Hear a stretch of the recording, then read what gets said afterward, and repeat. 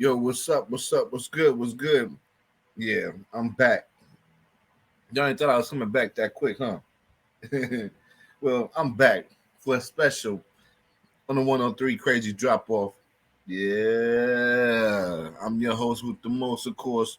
I am the guy that's doing the thing so live. Crazy Chaos. That's me. So thank you for enjoying and thank you for subscribing. Thank you for liking. Hit the notification bell. It is important, y'all. So let's keep it live. Let's keep it good. You know what I mean? I got a special for y'all, and I hope y'all enjoy it. So if y'all ready to enjoy it, let me hear y'all real quick. Let me get it. Yeah. Yeah.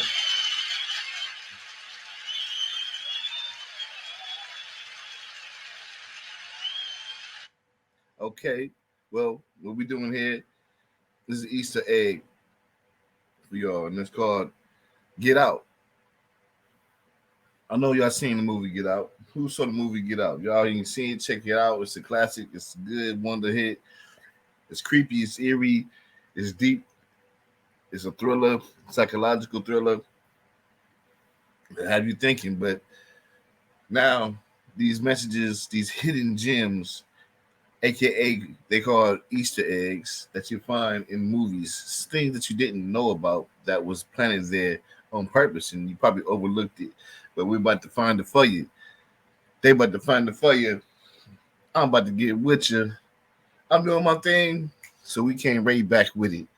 I've been going for a long time, so I'm doing 2 episodes. Yeah, I said 2 episodes, y'all. 2 episodes, baby, baby. I'm back on the track and I'm trying to put it back. Because most of these YouTubers are whack. Yo, let me stop. I ain't whack at all. You know what I'm saying? I'm bringing the fall guy. I'm bringing the tall guy. I'm bringing the thing with the tall thing. Let me see it bling. That's black. Put it back. Cock it in. Put it back. Let it go. Let it go. Let it go. Yeah. I'm over here tripping. Yeah, I'm bugging. But anyway, I'm loving y'all. I'm glad y'all enjoyed for the 32nd episode. Boom! Of season 2. And let's get to the paper. You ready to hit? Want to hit? Here you go. Let's do the damn thing.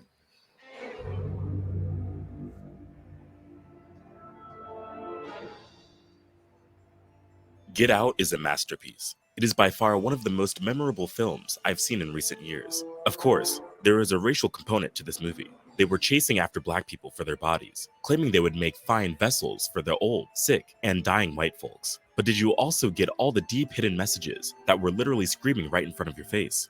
There is so much depth to this movie, depth that's worth exploring. Let's take a deep dive and see what you might have missed. That's right. There's a whole parallel between the deer and Chris, and of course Chris's mother. The suppressed memory of his mother dying after being hit by the car. The buck, of course, is the animal that Chris uses in the end to kill Dean, the patriarch of the Armitage family. Get Out is a psychological horror film written, directed, and co-produced by Jordan Peele. And Peele loves to hide a couple of Easter eggs in his work. That's right. That's what we call a little Easter egg for the Kubrick fans. When you watch this film a couple of times, you can dissect and examine every little hidden message that shouldn't be overlooked. And with this film, it has a lot to do with people's fake faces.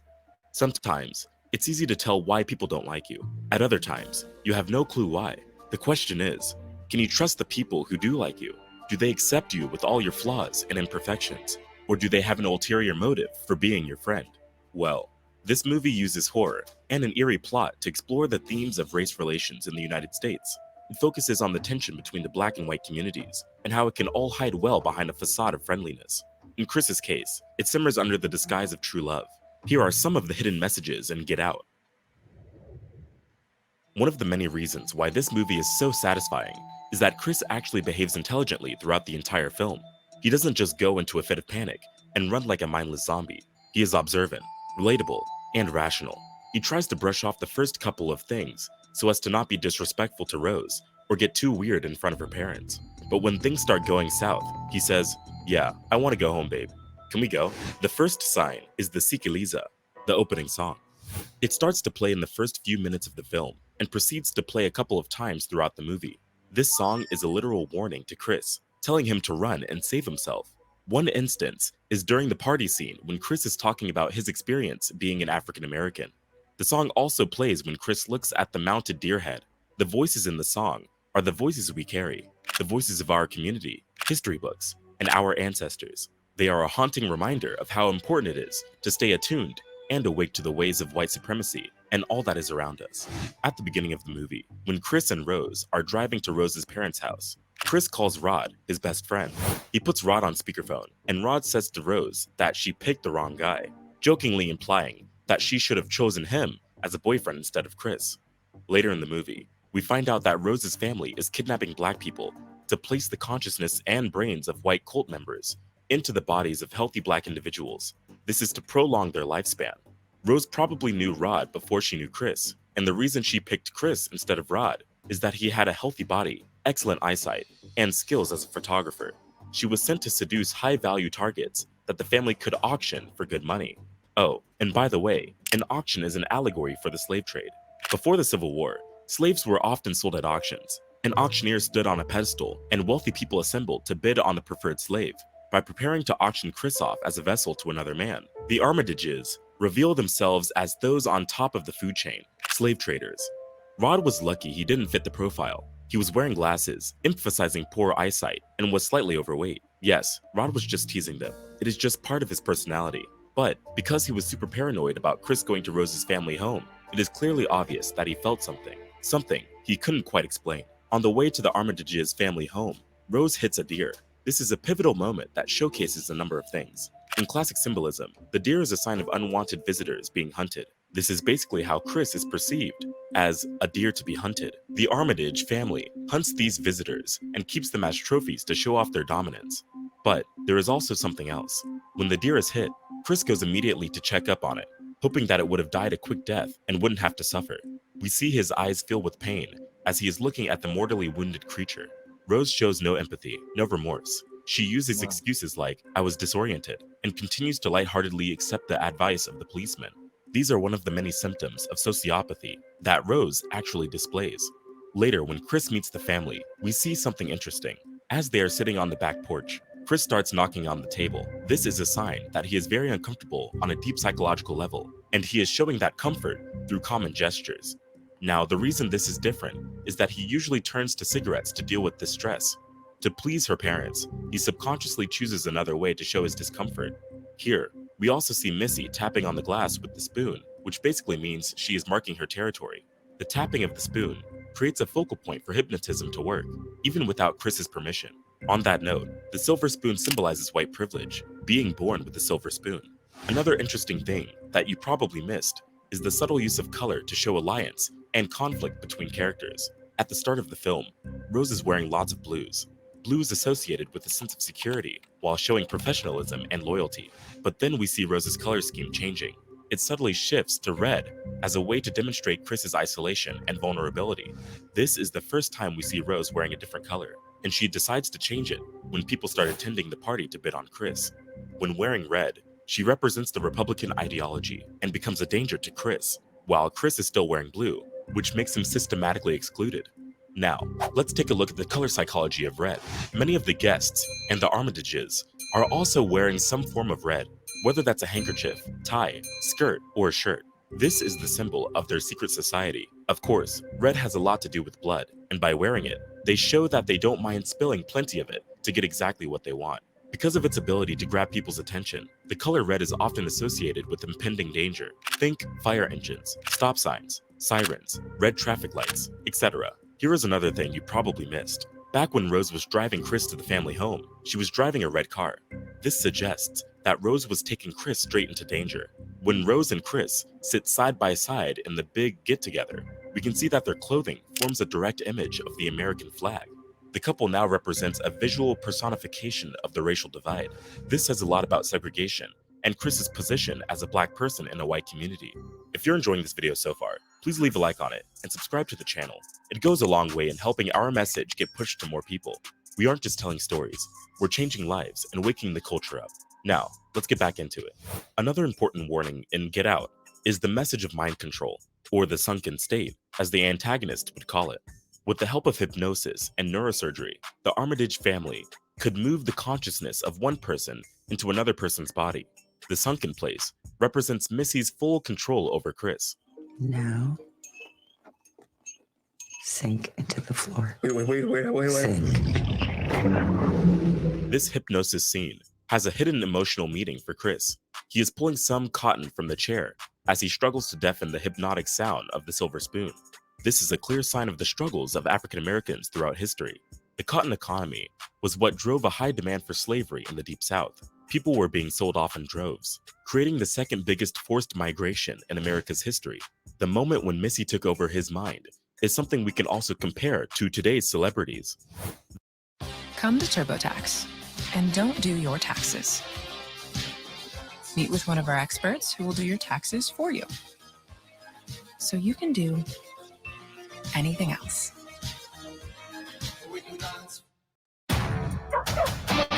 Get off the house! Shoot the man. Shoot the dog too.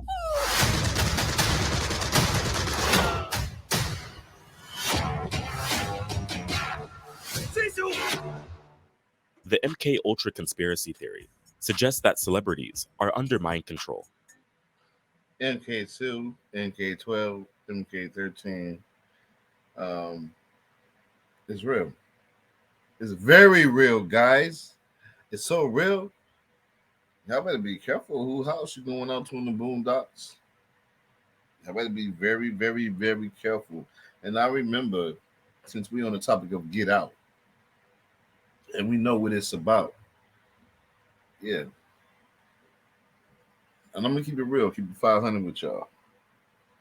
Our organs is more stronger, body stronger. We got melanin in our skin. It's a lot of things that we can withstand. The heat, we can withstand the heat. A lot of Caucasians can't do that.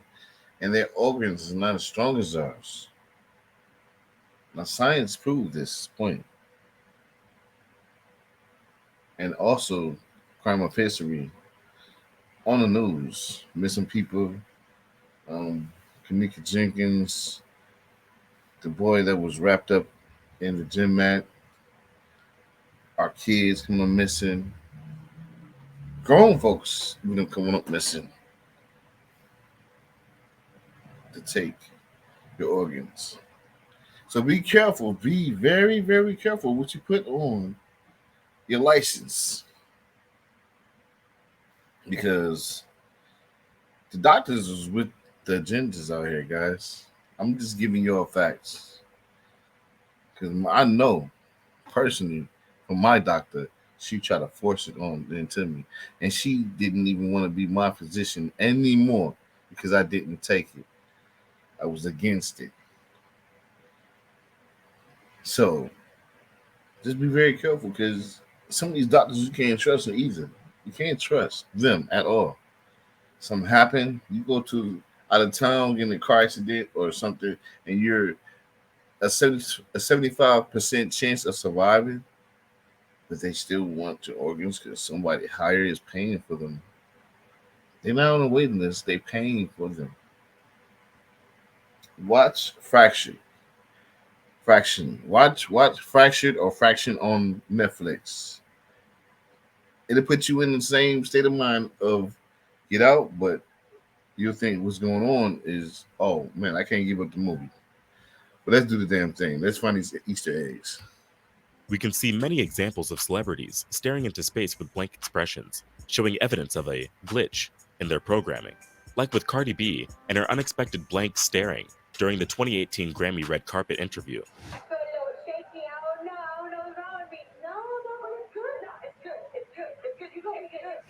During a 2017 press conference, Draymond Green also suddenly went blank and stayed that way for about 19 seconds.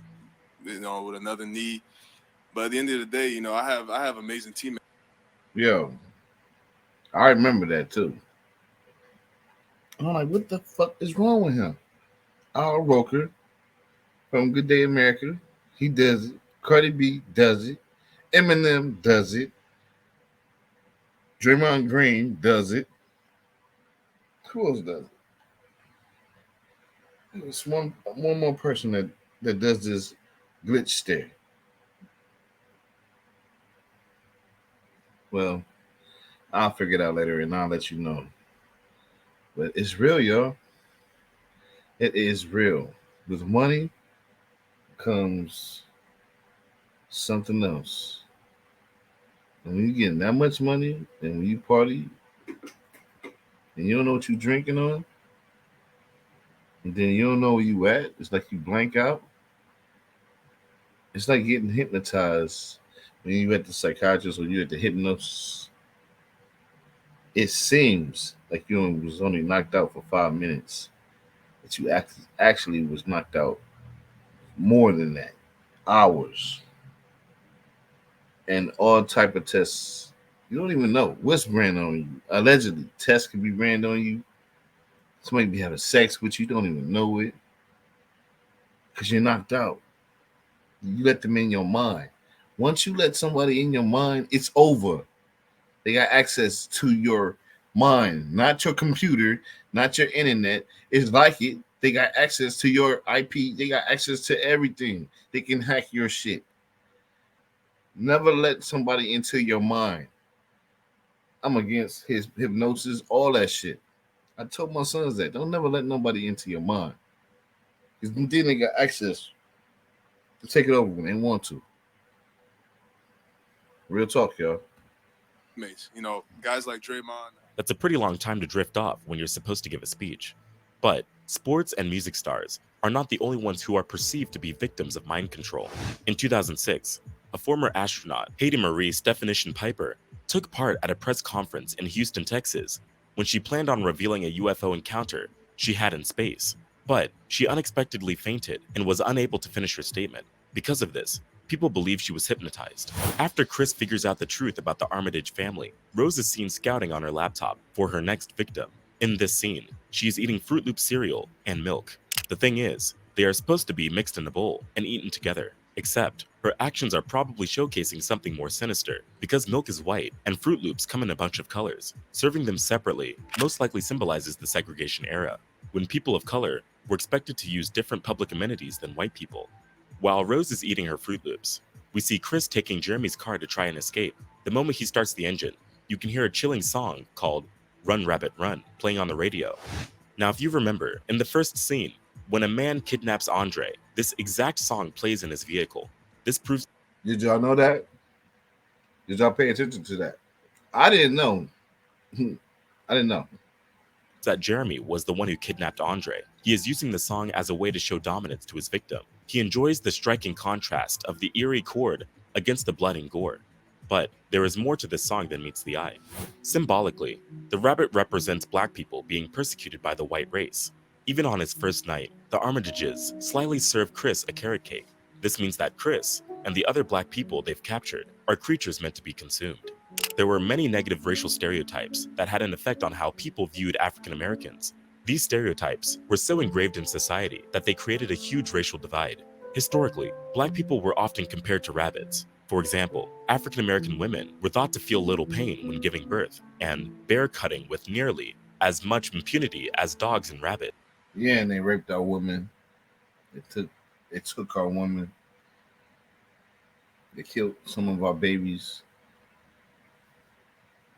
They had us like out here bad. They had our ancestors out here living bad. And look at our world today. Our ancestors went through a lot of shit. Look what we going through within our own community today.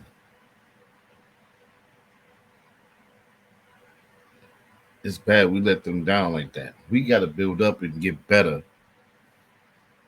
It's just a shame. It's a shame. We supposed to be up on top notch, be together. If we all look out for together, you know how big we can be? Do you know how much money we can have? If we quit trying to be better than the Joneses and the next doorses and put our money together and we can accomplish, But you ain't trying to hit me though. You looking at Louis Vuitton, you looking at Nikes, you looking at I'm a strong black woman, I can do it by myself. I don't need no man. That's the ignorance. That's the ignorance. That's that ignorance. Talking about a girlfriend because she's trying to uplift herself. Women always talking about other women. Gotta stop that, yo. But let's do the damn thing. Stereotypes such as these were used to rationalize the cruel and inhumane treatment of slaves. It's a shame that many such insane stereotypes still exist today. Even the deaths in the film were not simplistic.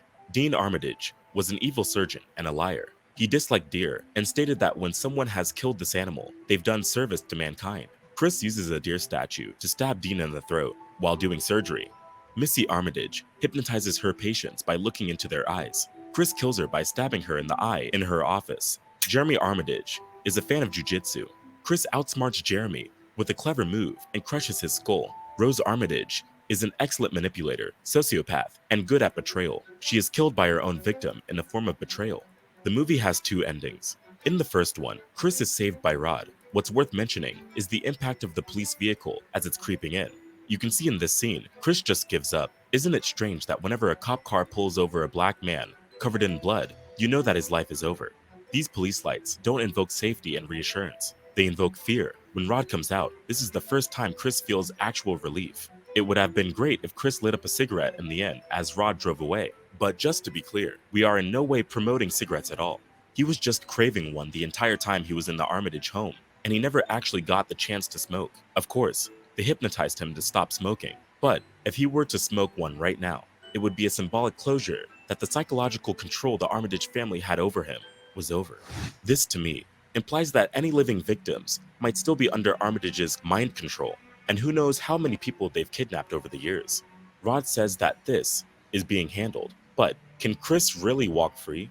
Sure, the fire destroyed most of the evidence in the house, but it didn't destroy all of it. For example, the bodies of the groundskeeper, the house cleaner, and the woman in the driveway. These are all substantial pieces of evidence that do survive.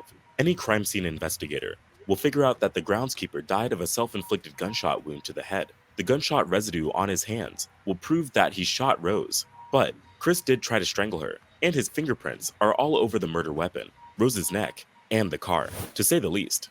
An autopsy report should point out that all the black victims are, in fact, missing persons. Then we have the bidders at the party. When Rose and the Armitage family introduced Chris, they only used his first name. To them, Chris was just valuable stock, rather than a human being. Knowing his background, family, interests, or anything about his life would be meaningless.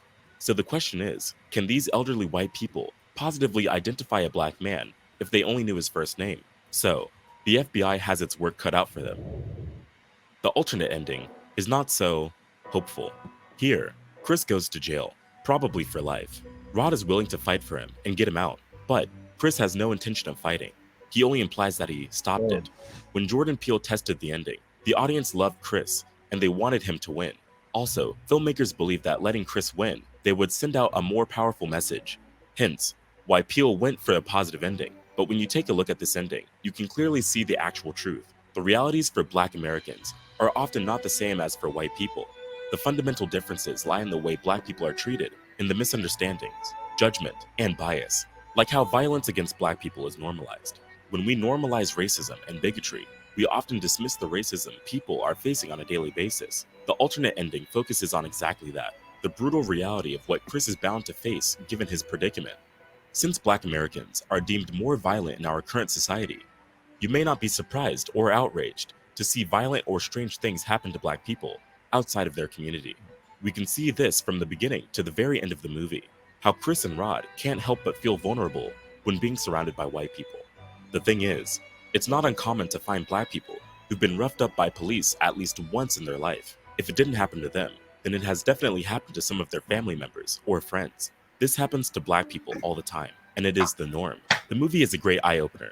Haven't we all seen people in situations where we want to scream for them to get out, but it is never that easy? They've already fallen into the sunken place, unable to free themselves of the shackles of their own mind. We can observe a situation as an outsider, but when it is happening to us, it is very difficult to see a way out. What are your thoughts on the film? Are there any other hidden messages you want to point out? Share your So share your thoughts in the comment. And hopefully y'all like what y'all saw about the hidden gems, the hidden Easter eggs, all of that. And I'm your man, Krazy Chaos, the only one. Yeah. Me and Sin in Cleveland, Ohio. You know what? Get out while you can. You understand? You got to. Thank y'all for joining in to the 103 Krazy Drop Off, episode 32. Much love. Yeah. Much love. I much love. I give you much love. Much love. Hey, yo, I'm just chilling on this beat. Yo, I'm thinking everybody, and I'm wanting y'all to come see. Give me views. This is what it do. Gang gotta be in the streets, selling drugs, fuck the popos, and do what you do. Fucking floozies, being boozy. But you know how I do. I throw the peace sign to keep them cruising, keep them pushing in the Mercedes Benz and doing it. Came a long way. Used to be homeless, used to be locked up in the basement. But Krazy Chaos ain't facing it. Trying to give y'all a taste of real testament. Yo, wake up. Giving y'all the truth. So brace it up. Come back and see what's up. Press the like button. Subscribe. Now that's what's up. Peace. Love. And hair grease, my niggas.